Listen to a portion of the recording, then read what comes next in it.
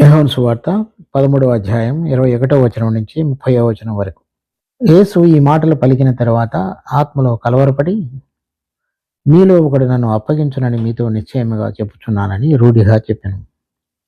ఆయన ఎవరిని గూర్చి ఇలాగ చెప్పెను అని శిష్యులు సందేహపడుచు ఒకరి తట్టు ఒకరు చూచుకుంటుండగా, ఆయన శిష్యులలో యేసు ప్రేమించిన ఒకడు యేసు రొమ్మున ఆనుకొని చుండెను.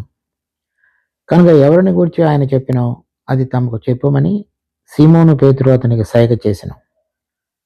అతడు యేసు రొమ్మున ఆనుకొనుచు, ప్రభువా, వాడెవడని ఆయనను అడిగాను. అందుకు యేసు, నేను ఒక ముక్క ముంచి ఎవనికి ఇచ్చేదనో వాడే అని చెప్పి ఒక ముక్క ముంచి సీమోను కుమారుడుకు ఇస్కరియోతు యూదాకు ఇచ్చెను. వాడు ఆ ముక్క పుచ్చుకొనగానే సాతాను వానిలో ప్రవేశించెను. యేసు, నీవు చేయుచున్నది త్వరగా చేయమని వానితో చెప్పగా, ఆయన ఎందు నిమిత్తం అతనితో అలాగ చెప్పెనో అది భోజనమునకు కూర్చుండిన వారిలో ఎవరికి తెలియలేదు.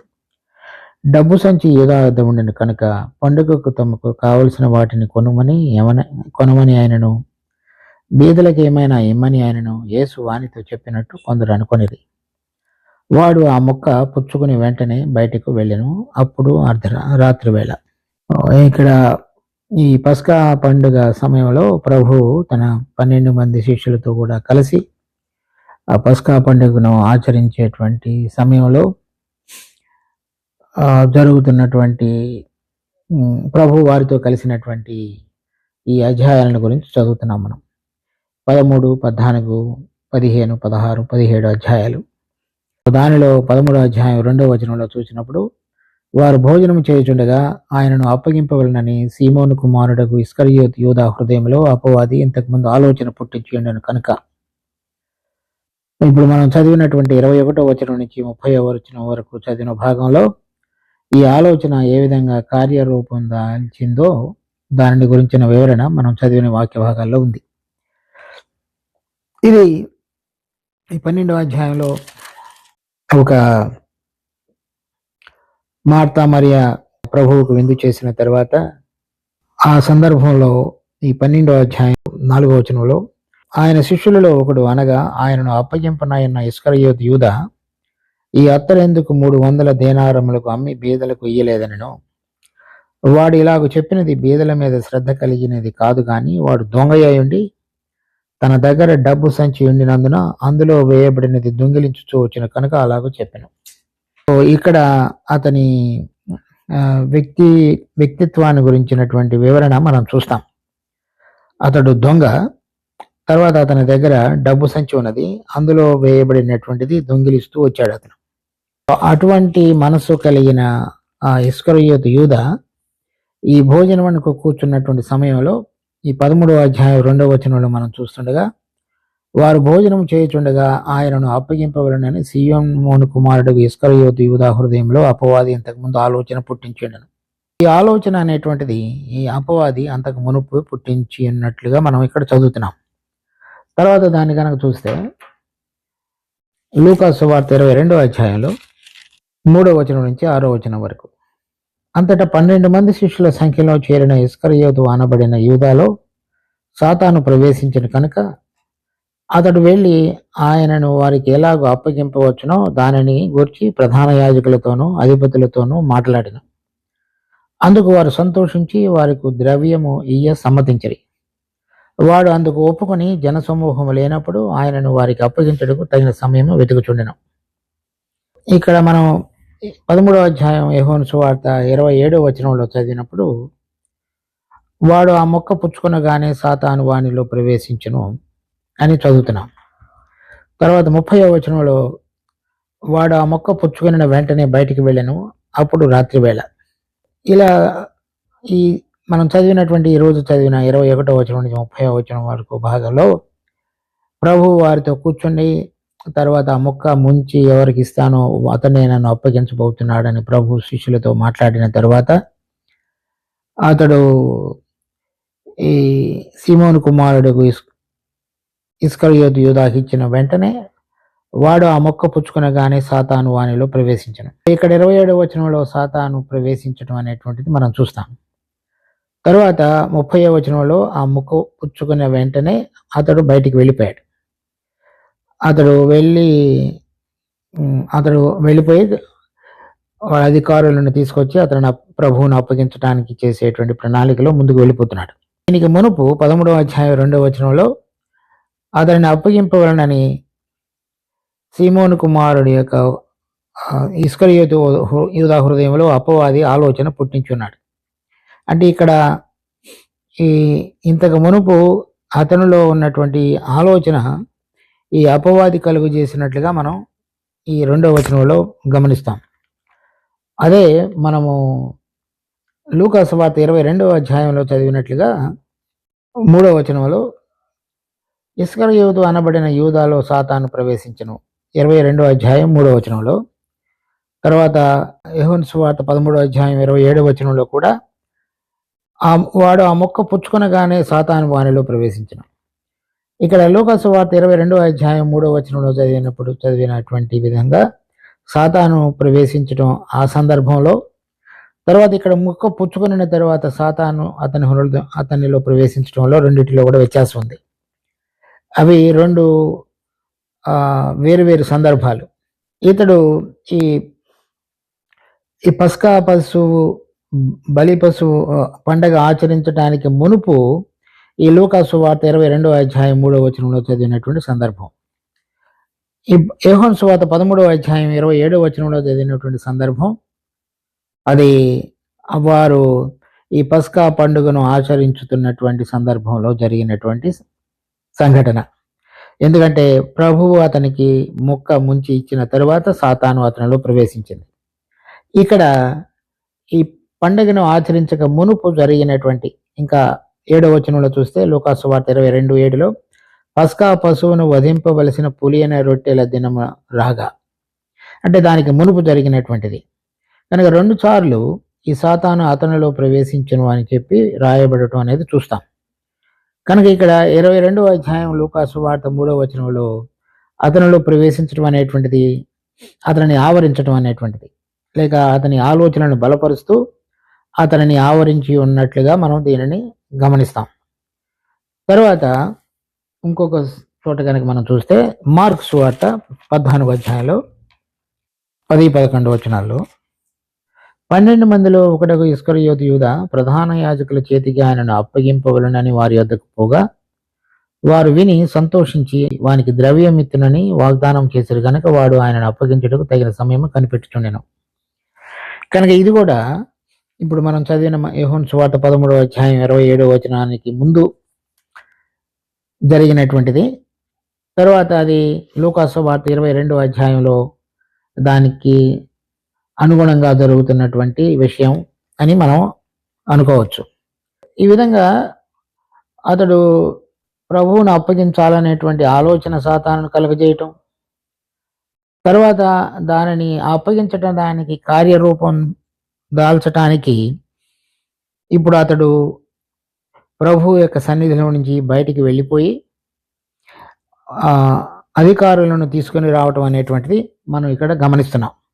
మొదట అతనిలో ఈ అపవాది ఆలోచించటానికి ప్రేరేపించి అప్పగింపవలనని అతని ఆలోచన బలపరిచి ఇప్పుడు అతనిలో ప్రవేశించి అది కార్యరూపం దాల్చేటువంటి విధంగా ఈ ఇస్కరియోతు యూదా అక్కడ ఉన్నాడు. ఇది చూడండి, ఇక్కడ మొదటిసారి 27వ వచనంలో మనం చదివిన వాక్య భాగంలో ఈ వాడు ఆ మొక్క పుచ్చుకొనగానే సాతాను వానిలో ప్రవేశించను. 30వ వచనంలో చూసినప్పుడు వాడు ఆ మొక్క పుచ్చుకొని వెంటనే బయటికి వెళ్ళిపోయాడు. అంటే ఇప్పుడు ఆ సాతాను అతనిలో ప్రవేశించిన తర్వాత అతడు ఇక అతని ఆధీనంలో లేడు, కానీ ఆ అపవాది యొక్క ఆధీనంలోనికి వచ్చి అతడు వెళ్ళి ప్రభువుని అప్పగించడానికి వారిని తీసుకుని రాయేటువంటి ప్రయత్నంలో ముందుకు సాగుతున్నాడు. ఇది మనం చూస్తున్నట్లయితే అతని యొక్క క్యారెక్టర్లో కనుక మనం చూస్తే 12వ అధ్యాయంలో యోహాను సువార్తలో మనం చూసాం 6వ వచనంలో, వాడు ఇలాగ చెప్పినది బేదల మీద శ్రద్ధ కలిగి కాదు కానీ వాడు దొంగయ్య ఉండి తన దగ్గర డబ్బు సంచి ఉండినందున అందులో వేయబడినది దొంగిలించుచూ వచ్చిన కనుక అలాగ చెప్పిన. కనుక ఇతని యొక్క వ్యక్తిత్వాన్ని మనం కనుక చూస్తే ఆ వ్యక్తిత్వానికి అనుగుణంగా ఉన్న అతని యొక్క ప్రవర్తన, అతడు దొంగ. తర్వాత ప్రభువుతో పాటు 3 సంవత్సరాలు మరి అపోస్తలుడిగా ఉంటూ ప్రభు చేత ఏర్పరచబడిన వాడుగా ప్రభుతో కూడా ఉండినటువంటి ఉన్నప్పటికీ కూడా అతనిలో ఉన్నటువంటి ఆ పాత అలవాటు, ప్రభు ఎల్లప్పుడూ కూడా పరలోక రాజ్యము, పరలోక ధనము, తర్వాత పరలోకంలో మన హృదయం ఇక్కడ నింపబడి పరలోక సందర్భమైనటువంటి ధనాన్ని దాచుకోవాలనేటువంటిది చెప్తూ వచ్చాడు. కానీ అతడు దాని మీద ఏమాత్రం కూడా మనసు ఉంచిన వాడిగా లేదు. అతడు ఇక్కడ ఉన్నటువంటి ధనం మీద కలిగినటువంటి శ్రద్ధ ఏదైతే ఉన్నదో అది పరలోక సంబంధమైనటువంటి ధనం మీద అతని హృదయం రాలేదు. తర్వాత ఇక్కడ ఉన్నటువంటి దానిలో కూడా అతడు యథార్థంగా లేకుండా అతడు ఆ డబ్బు సంచిలో వేయబడినటువంటి దానిని దొంగిలిస్తూ వచ్చాడు. అంటే అంతమంది మధ్యలో కూడా అతడు సరైన విధంగా ప్రభు యొక్క బోధన వినినప్పటికీ కూడా అతడు ఏమాత్రం కూడా భయం లేకుండా దాన్ని దొంగిలిస్తూనే వచ్చాడు. అటువంటి వ్యక్తిత్వం, అటువంటి వ్యక్తిత్వానికి కలిగినటువంటి ఆ ప్రవర్తన, అంటే డబ్బును ప్రేమించేటువంటి తనం అతడు కలిగిన వాడిగా ఉన్నాడు కనుక అతనిని ఈ అపవాది ఆ ఆలోచనతోటి అతన్ని నింపింది. అతన్ని అంటే ఇతడు డబ్బుకు లొంగేవాడు అనేటువంటిది ఇతని యొక్క ప్రవర్తన, వ్యవహార శైలిని బట్టి మనకు అర్థమవుతుంది. అటువంటి వ్యవహార శైలి, ప్రవర్తన, ఈ లోభత్వము తన హృదయంలో ప్రభుతో దగ్గరగా ఉంటున్నప్పటికీ కూడా ఈ డబ్బుతోటి తన హృదయాన్ని నింపుకొనినటువంటి ఒక వ్యక్తిని మనం ఇక్కడ ఇస్కరియోతు యూదాలో చూస్తాం. అది ఎంతో భయంకరమైనటువంటిదిగా గుణంగా మనకు కనబడుతుంది. అందుచేత అతడు ఇక్కడ కనుక మనం చూస్తే అతడు 30 వెండి నాణ్యాల కొరకు దాన్ని కుదుర్చుకున్నాడు. నిర్గమకాండం 21వ అధ్యాయం 32వ వచనం. ఆ ఎద్దు దాసిని అయినను పొడిచిన ఎడల వారి యజమానునికి 30 తలముల వెండి చెల్లింపవలను, మరియు ఆ ఎద్దును రాళ్లతో సావగొట్టవలను. ఇక్కడ ఆ ఎద్దు దాసినైనను పొడిచిన ఎడల వారి యజమానునికి 30 తులముల వెండి చెల్లింపవలను. అంటే ఒక దాసుని యొక్క క్రయం లేకపోతే లెక్క విలువ ఆ రోజులలో 30 తులముల వెండి. ఇతడు ఇస్కరియోతు యూదా కూర్చుకున్నటువంటిది కూడా 30 తులముల వెండి. తర్వాత అది ఇంకొక సందర్భంలో కూడా ఈ విధంగా ఉంది. జకర్యా గ్రంథం 11వ అధ్యాయంలో 12వ వచనం. మీకు అనుకూలమైన ఎడల నా కూలి నాకు ఇయుడి, లేని ఎడల మానివేయడని నేను వారితో అనగా వారు నా కూలికై 30 తులముల వెండి తూచి ఇచ్చిరి. ఇక్కడ కూడా ఒక కూలికి 30 తులముల వెండి అని చూద్దుతున్నాం. ఇతడు ఈ విధంగా చెప్పబడినటువంటి భాగంలో యోహాను సువార్తలో 30 తులముల వెండి అతడు కుదుర్చుకొని అతడు దొంగ అయ్యండి, డబ్బును ప్రేమించేవాడిగా ఉండటం చేత ఆ ఆలోచన కలిగిన అతని మనసు అటువంటిది కనుక సాతాను అతనిని తాకి అతనిలో ఉన్న బలహీనతను వాడుకొని తరువాత అది కార్యరూపం ధరించే విధంగా అతడు ఎంత తక్కువ మొత్తానికి ఒక ప్రభు యొక్క విలువైనటువంటి ప్రాణాన్ని అప్పగించడానికి సిద్ధపడినటువంటి తత్వాన్ని ఈ ఇస్కరియోతు యూదాలో మనం చూస్తాం. అతడు ఆ విధంగా వెళ్ళి ప్రభువుని అప్పగించడానికి బయలుదేరి ఉన్నాడు. దీని అంతటిలో కూడా మనం చూసినప్పుడు మనకేం అర్థమవుతున్నదంటే ఒక మనలో ఉన్నటువంటి ఈ పడిపోయిన పాత పురుషుని యొక్క స్వభావంలో ఉన్న బలహీనతలు ఏవైతే ఉంటాయో ఆ బలహీనతలు మనలను రకరకాలుగా ఆలోచింపచేసే విధంగా ఉండి ఈ అపవాదికి మనం తావిచ్చేటువంటి విధంగా ఉంటాం. అయితే ఇతనిలో ఉన్నటువంటి ఒక ఈ బలహీనత, ఈ ధనాన్ని ప్రేమించటం, తర్వాత దొంగ అనేటువంటిది అతని యొక్క తత్వం. ఆ రెండింటిని ఉపయోగించుకున్నటువంటి వాడు అపవాది. ఇతడు మనం 13వ అధ్యాయం యోహాను సువార్త 2వ వచనంలో చదివినట్లుగా యూదా హృదయంలో అపవాది ఇంతకుముందు ఆలోచన పుట్టించాడను కనుక మనలో ఉన్నటువంటి ఒక దేవునికి విరుద్ధమైనటువంటి స్వభావాన్ని ఆసరాగా తీసుకొని మనలను వేరైన విధంగా నడవటానికి పనికి రాగలిగిన విధంగా ఆలోచన మొదట పుట్టించేవాడుగా అతడు ఉంటాడు. అలా పుట్టించిన తర్వాత అది కార్యరూపం దాల్చేటువంటి పరిస్థితులు వచ్చినప్పుడు మనలో ఉన్నటువంటి పాత స్వభావాన్ని బట్టి మనము దానికి లొంగిపోయేటువంటి అవకాశం ఉంటుంది. అది ఇప్పుడు మనం జరిగినటువంటి ఇస్కరియోతు యూదా విషయంలో జరిగినటువంటి సంఘటన ఆధారంగా చూస్తాం. మొదట అతనిలో కలిగిన బలహీనత, అతని యొక్క తత్వం ఆధారంగా ఆ బలహీనత బయలుపరచబడటం, దానిని గుర్తెరిగినటువంటి అపవాది అతని యొక్క బలహీనతను ఉపయోగించుకొని ప్రభువుని అప్పగించటానికి, అది ఎంత ఎక్కువ డబ్బులు అని ఆశపడటం కాదు, అది ఎంతైనా సరే అతడు ఇష్టపడేవాడుగా ఉన్నట్లుగా చూస్తున్నాం. 30 వెండి నాణేలు అలా అతడు వ్యవహరించినటువంటి తీరును మనం చూస్తాం. కనుక అతడు దానిని అధిగమించాలి అంటే అతడు ప్రభువు వినినటువంటి బోధ, ప్రభువునందు విశ్వసించుట, ప్రభువును ప్రేమించిన వాడుగా ఉన్నట్లయితే ఈ అపవాది అతన్ని తాకగలిగినటువంటి విధంగా ఉండేది కాదు. ఇతడు ధనమును ప్రేమించిన వాడుగా ఉన్నాడు కనుక ప్రభువుని ప్రేమించలేదు. అందుచేత ప్రభు కొండ మీద తన ప్రసంగంలో ఏ దాసుడును ఇద్దరు యజమానులకు సేవ చేయని దాసుడుగా ఉన్న నేరడు. మీరు ధనమును గనక మనం ప్రేమించినట్లయితే అది వేరుగా ఉంటుంది, మరి ప్రభువును ప్రేమించినట్లయితే అది వేరుగా ఉంటుంది. మనం గనక ప్రభువును గనక ప్రేమించిన వారంగా ఉన్నట్లయితే ఈ ధనము మీద, అది మనలో పాత స్వభావాన్ని బట్టి కలిగిన బలహీనత అయినప్పటికీ కూడా మనము దాని మీద జయం పొందగలిగిన విధంగా మన హృదయంలో గనక ప్రభువు నింపబడి ఉన్నట్లయితే ఆయనలో ఉన్నటువంటి విలువైనటువంటి పరలోకపు ధనాన్ని, ఆశీర్వాదాన్ని, లేక ఆత్మ సంబంధంగా దేవుడు మనలను మరి ఎంచుకున్నట్టులో కలిగిన ఉద్దేశాన్ని, వాటన్నిటిని కూడా గ్రహించగలిగిన విధంగా మనకు దేవుడు జ్ఞానం ఇస్తాడు.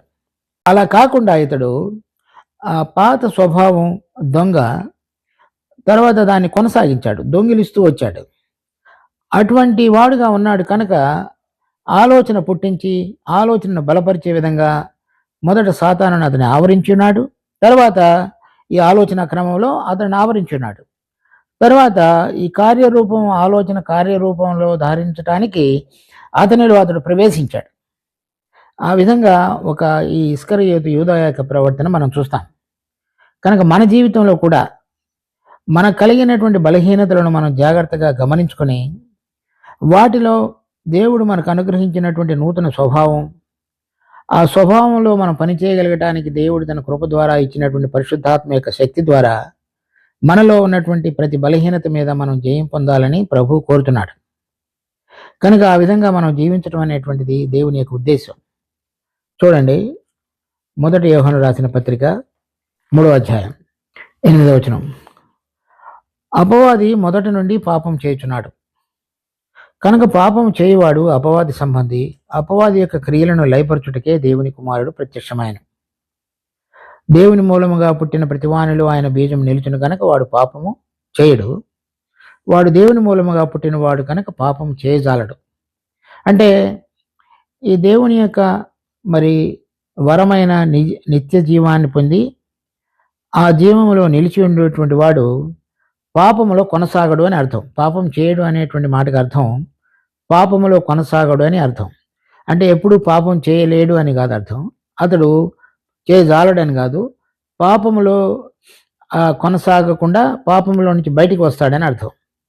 కనుక మనలో ఉన్నటువంటి ఆ పాత స్వభావం, దానికి ఆధారంగా మన యొక్క ప్రవర్తన, ఆ ప్రవర్తన యొక్క బలహీనతను బట్టి అపవాది మనలో కలిగించే ఆలోచన, ఆ ఆలోచన కార్యరూపం దాల్చడానికి మనకు ఇవ్వబడేటువంటి పరిస్థితుల మధ్యలో ఈ దేవుని యొక్క జీవం లేక బీజం కనుక ఉన్నట్లయితే వాడు పాపములో కొనసాగడు అని చెప్తున్నాడు.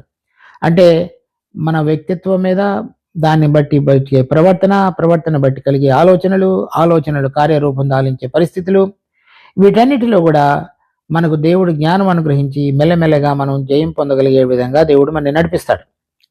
దాని తర్వాత 1 యోహాను 5వ అధ్యాయంలో 18వ వచనం. దేవుని మూలముగా పుట్టి ఉన్నవాడు ఎవడనూ పాపము చేయడని ఎరుగుదము, అంటే పాపంలో కొనసాగడని. దేవుని మూలముగా పుట్టినవాడు దాన్ని భద్రము చేసుకొనను కనుక దుష్టుడు వాని ముట్టడు. కనుక మనలో ఉన్నటువంటి ఆ పాత స్వభావాన్ని కలిగిన వ్యక్తిత్వాన్ని బట్టి కలిగిన ప్రవర్తన బట్టి కలిగే ఆలోచనలు, ఈ ఆలోచనలో అతడు మనకి ఆలోచన పుట్టిస్తాడు. ఆ ఆలోచనను పుట్టించినప్పుడు ఈ దేవుని మూలముగా పుట్టినవాడు తనను భద్రం చేసుకుంటాడు. అంటే ఈ ఆలోచన దేవునికి విరుద్ధంగా ఉన్నది, దేవుని స్వభావానికి విరుద్ధంగా ఉన్నది, దేవుని యొక్క తత్వానికి విరుద్ధంగా ఉన్నది అని గనక అతడు ఈ ప్రభునందు జీవమునిచ్చు ఆత్మ నియమము ద్వారా అతడు ప్రభువు వైపు తిరిగి ప్రభువుని ప్రేమించిన వాడుగా ఉన్నట్లయితే దుష్టుడు వాడిని ముట్టడు. ఉన్నటువంటి 12 మందిలో ఇతడిలో ఎందుకు ఆ విధంగా దుష్టుడు వారిని ముట్టి అతనిలో ఆలోచన కలుగజేసి ఆ ఆలోచనను కార్యరూపం ధరించే విధంగా చేశాడు అంటే అతనికి కలిగినటువంటి డబ్బు మీద ఉన్నటువంటి ఆశ, ఆ ఆశకు ఆధారంగా అతని యొక్క వ్యక్తిత్వంలో ఆ దొంగతనం అనేది కంటిన్యూగా జరిగించుతూ వచ్చినటువంటి వాడు. అలా కాకుండా దేవుని మూలంగా పుట్టిన వాడైతే అతనిలో దేవుని బీజం నిలిచిన గనక అతడు పాపంలో కొనసాగడని అర్థం. అలాంటి వాడు అంటే పాపాన్ని చూడగలిగి చేయకుండా ఉండటానికి తను తాను గనక పక్కకు తొలగినట్లయితే అప్పుడు దుష్టుడు వాడిని ముట్టడు.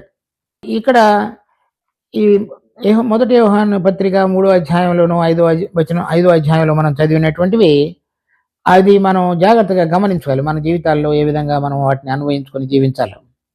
ఆ విధంగా మరి ఇతడు ఈ విషయంలో మరి అంతకు మునుపు పాత నిబంధనలో చెప్పబడినటువంటి వాక్యాన్ని నెరవేర్చడానికి పనికి రాగలిగినటువంటి దేవుని ప్రభువుని అప్పగించేటువంటి వాడుగా ఉన్నాడు. అది మన ప్రవర్తనలో మనం ప్రభువుని అప్పగించకపోవచ్చు, కానీ మనలో ఉన్నటువంటి ఆ పాత స్వభావము, దాన్ని బట్టి కలిగే ప్రవర్తన బట్టేటువంటి విధంగా అపవాదికి త్వరగా ఇచ్చేటువంటి ఆలోచనల ద్వారా కార్యరూపం ధారించడం, వీటన్నిటిలో కూడా మనం జాగ్రత్తగా గమనం కలిగి మన జీవితంలో జీవించాలనేది ప్రభు యొక్క ఉద్దేశమైనది. దేవుడు ఈ వాక్యాన్ని మనకు ఆశీర్వదించునుగాక. ప్రార్థించుకుందాం. మా జీవం కలిగిన తండ్రి, మీకు ఎంతో వందనాలు. ఇచ్చినటువంటి వాక్య భాగాన్ని బట్టి కూడా స్తుతి స్తోత్రాలు చెల్లిస్తున్నాం. మరి మా జీవితాలలో మేము మిమ్మల్ని అప్పగించుట అనేటువంటిది కాదు, కానీ మాలో ఉన్నటువంటి ఆ పాత స్వభావం ఏ విధంగా జయం పొంది ఈ జీవమునిచ్చు ఆత్మ నియమం ద్వారా నడిపించబడినప్పుడు మేము మరి ఆ పాపం మీద జయం పొంది మరణంలో ప్రవేశించకుండా ప్రభువుకు ఇష్టకరంగా జీవించగలం అనే విషయాన్ని మేము ఈ వాక్యంలో చూస్తున్నాం. దానిని మా కొరకు ఆశీర్వాద కారణంగా మార్చి మమ్మల్ని ఆశీర్వదించండి. ఈ వాక్యం వినుచున్నటువంటి అనేక మందిని కూడా మీరు ఆశీర్వదించమని కోరుతున్నాం. మా రక్షకుడు ప్రభు అయిన యేసు నామమున అడుగుతున్నాం తండ్రి. ఆమేన్.